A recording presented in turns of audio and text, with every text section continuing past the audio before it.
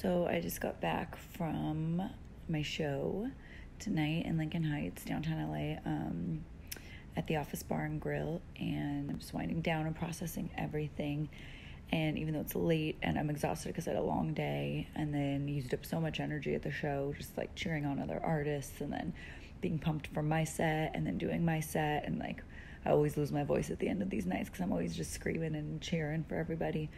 And I'm just so filled with gratitude because no matter what is happening on the outside, whenever I step into that world where it's just all about music and artists doing their thing and supporting each other and learning from each other and, just hearing new things all the time for the first time, that's all that exists for however long that is, a few hours tonight.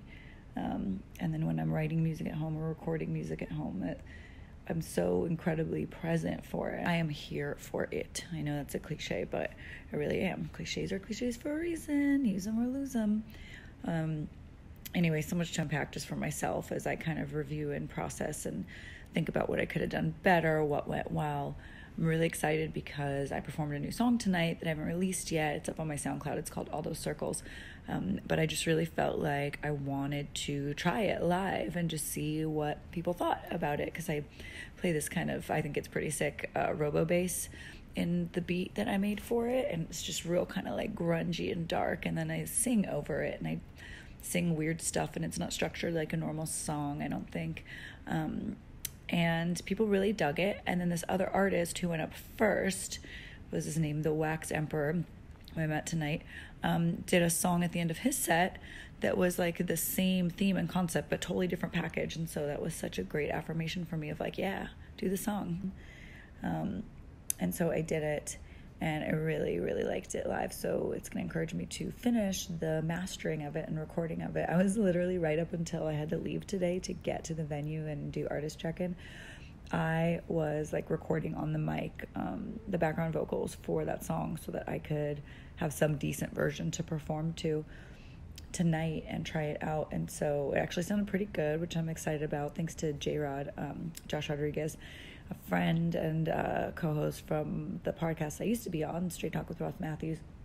Came over and helped me learn some audio engineering stuff to help make my music sound better, because I'm all self-taught. So anyway, I'm grateful to Josh for that, and I'm just grateful to Young Baka Productions and Slum the Resident. He hosts a lot of the Young Baka stuff, and he's also an artist.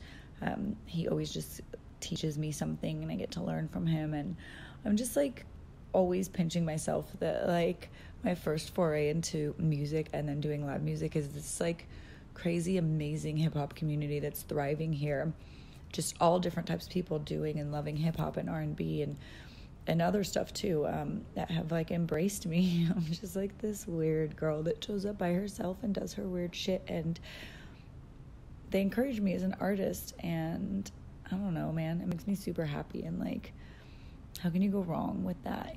So thank you to all of you out there who I've been seeing at these shows. We've got this little like squad going now of some of the same artists that kind of we perform at the shows. And we see each other at different Young Baka Productions shows and when they're shooting the podcast and stuff.